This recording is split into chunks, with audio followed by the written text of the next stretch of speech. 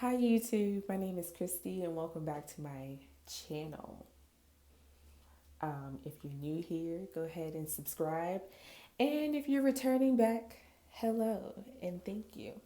Um, let's see, this is another installment of my series called Krissy's Thoughts, and I'm just sharing with you guys some things that I've just been thinking about this week.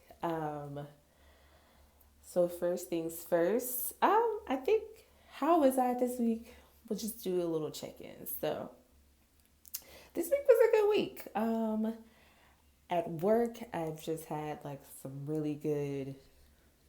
I hope you guys can hear me, but at work, I've just been having some really good things happen. I didn't leave work super stressed, so like that's a big plus for me. And also, I don't know, but it was just a good week. Like nothing crazy happened. I didn't have any breakdowns, as things tend to be this year. It's just been a lot going on. But, I don't have any complaints. So that's always good. Um, let's see what else. I think that's pretty good. I think that's it. And moving on. Um, so I wanted to talk about Red Table Talk. I literally just finished while I was doing my makeup, I was watching her interview with Olivia Jade. And if you don't know, Olivia Jade was a part of that really big scandal that happened last year, where some parents, some very wealthy parents, paid this man who claimed to be a career coach um, a lot of money to basically get their guarantee their kids acceptance into like these big major Ivy League or like Division 1 schools. And I believe her parent, Olivia Jade's parents, Lori Laughlin, the mom, one of the moms from Full House, and Massimitsu, Massimo, Massimo, is that his name? Probably should have looked that up, but um, Massimo, they um, basically cheating the system to getting their kids into these really big schools. And at first, when I found out that she was on the was going to be on Red Table Talk, I was I felt very confused because I'm just like, well, why? Like, I didn't know that Red Table Talk basically, granted, I will say that Jada's whole thing is about like healing and being able to bring different situations to the table. And I understand that she wants to be like this healer, move in this healer realm that kind of is very popular amongst celebrities. That's another conversation for another day. But I think the way it's going about it is just kind of like comical in a sense because first it was Jordan Woods, and I thought that was really good because she kind of was doing that for a friend of the family. And since she has this platform, she's able to kind of move in a way for, some people who are close to her to be able to come up and, speak their piece after, especially when things kind of go down on like Twitter or Instagram or whatever, or just in the media in general. And so for her, but the thought of like using these white women to give Olivia Jade, using these black women, for Olivia Jade to use these black women to give herself the space to redeem herself. kind of like in a redemption tour type of situation. But I'm not sure if she just wasn't able to kind of get in connection with any other talk show. Because I'm thinking to myself, like, wouldn't this be like on The View? Because I feel like with Whoopi Goldberg has said something about Olivia Jade and this whole situation, but I figured that The View or even like The Real will probably be a good place for her to like come and discuss this. Discuss this with whoever. But it seems, I guess it kind of makes sense because um, what's it called? It makes sense because it is an internet show, and considering that Olivia Jade had a very popular YouTube channel, it would kind of miss that she kind of makes sense for her to use an internet platform as big as Facebook to tell her side of the story. And I guess she's hoping that it'll kind of show that she is sorry for what happened and give her the chance to kind of, get her platform back up. And I think that was what Grammy Grammy was talking about, because it was she kind of was going in and saying that we don't have to give her this place because she's so privileged. She would be just fine even if she never um said anything to anyone about this whole situation, just kind of let it pass. So, but granted, I guess it kind of like in the long run, as far as like her career, if she ever wants to get back into making YouTube videos or even just doing who knows what, but because at the end of the day, she's still rich and she's still white. So someone is going to make space for her um, out here. So she will be just fine. But I thought going to the interview, um, the actual interview wasn't bad, but it wasn't anything that I almost couldn't anticipate her saying. Like she was just saying she was really embarrassed about everything kind of coming out, but then she also said she was very confused. She also said she was very confused in why everybody was so upset because I thought it was interesting that she said that this is something that kind of she knew to she that is not uncommon for people to hire a career coach or a career counselor. And I'm thinking to myself, where are the career counselors in the hood? Where are the career counselors in, low income neighborhoods? Because I grew up, I wouldn't say it was low income, but it was also not, we weren't rich, at the same time, but it was just like, why are their schools afforded the opportunity? Well, granted, it's a private school, and I'm sure this just goes back to a bigger conversation about like class and privilege and how she even has the access to a career counselor. As someone who has worked in education in predominantly black and brown neighborhoods, and it just kind of frustrates me because why aren't see, I can't even get my words right. Why are these opportunities aren't afforded to all kids? Like, sorry, you might hear my earring kind of clanking on this on my headphone. A little different.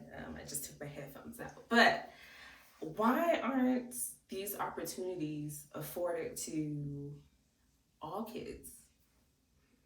But anyway, that's another conversation for another day. But it was just interesting. I found that part particularly interesting, of course, because I just went off on a whole little tangent about accessibility and how like her um she just kind of recognized her privilege in that moment.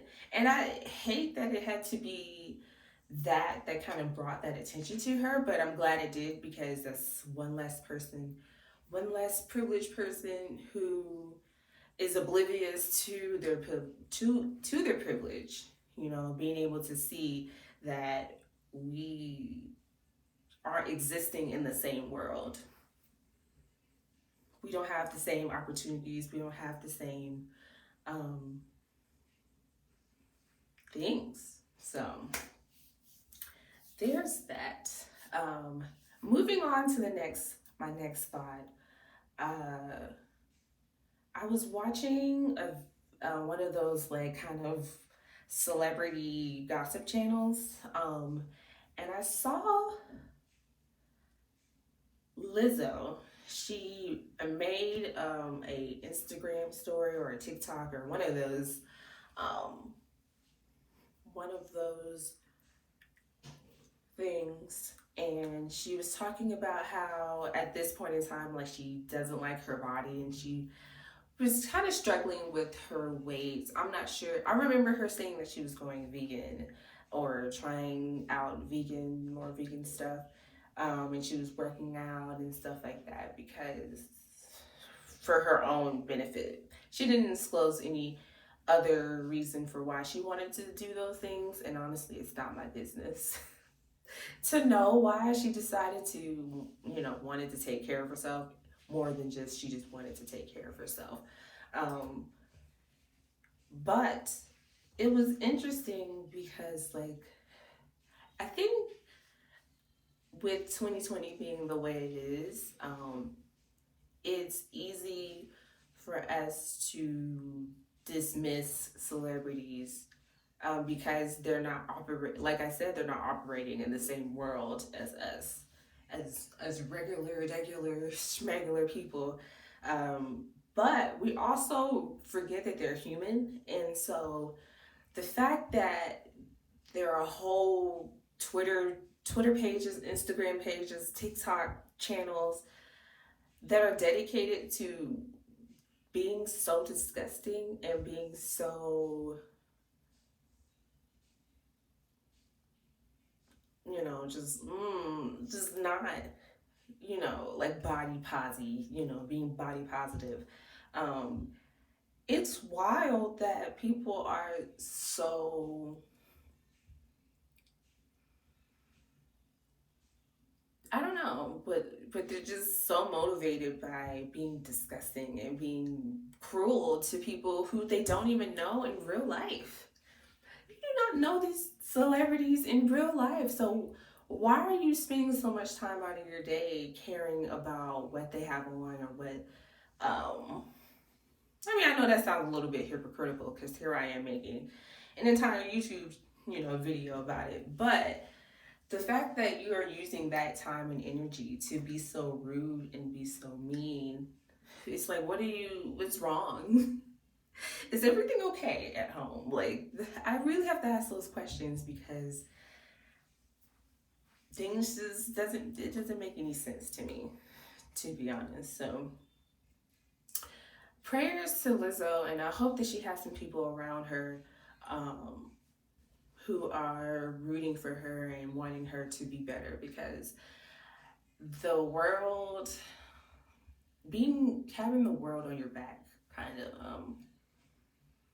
like just kind of watching you, is a little nerve-wracking in a sense, and it's also just kind of like, you might want to just unplug for a minute or for a lot. Let's see. My next thought is another thing about celebrities. They're not here to save us. And I say this to say it because Lil Wayne, some comments came out about like an owner interview about like his thoughts on Black Lives Matter and like how he feel about the police. All of that kind of came out. It keeps coming out every so often, and people are like, "Oh, Lil Wayne is canceled." But I'm also thinking to myself that Lil Wayne has been rich for a long ass time. He does not, he is not, he's still, I don't know how, I don't know if I have the right tact on this, but he's still black, but he's also rich and very well known. So I think that kind of alters the world that you live in, because he even said that it's been a long time since he stepped into a store because he doesn't have to. He can afford to send someone to the store because he does. Why? He's Lil Wayne. You know what I mean? Like, so when you're able to do things like that, things, life doesn't look the way it will look to me as someone who has to work, you know, a couple of jobs just to pay the bills. Like, he's chilling. He's not struggling like the rest of us out here. So I think we look to them to save us, because it's like they, a lot of times they give us this, hey, we're just like you, but we're rich and we're famous and we're making all this money and we've got all these brand deals. And at the end of the day, they sleep and they take PJs. And a lot of the rappers, their songs are like, hey, I'm better than you because I have all this money, because I can do all this stuff. So I think we have to remember that they're not here for us.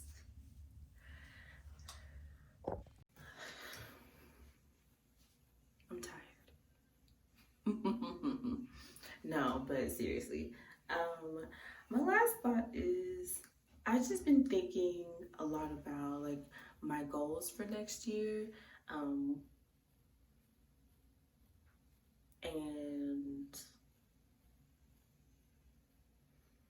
I don't know, not I don't know, but I've been thinking a lot about like grad school, and I think that I'm gonna go back to school. Something's telling me that I need to, and I really want to get my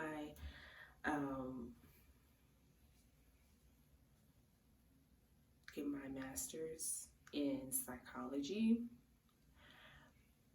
Sorry, I got makeup on the back of my hand, but I really want to get my master's in psychology. So with that, I'm going to be a counselor or a therapist.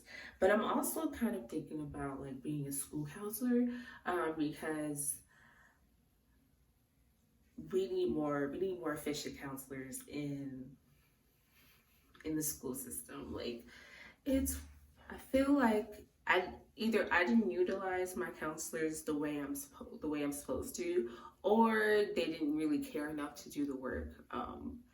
And I'm willing to, I don't know, I have to ask people's opinions about that, because I feel like we need to utilize our counselors more. And I don't know, I did my research on that one, but that is going to wrap it up for today's video. If you enjoyed it, please give it a like, tell a friend, and subscribe to my channel if you want to see more content like this. And also, I have some different things kind of coming up in the future. So stay tuned for that. Also, if you want to connect with me, Twitter and Instagram will probably be best. So go ahead and subscribe or follow me there at the Krissy L, and I will see you next week. All right, bye.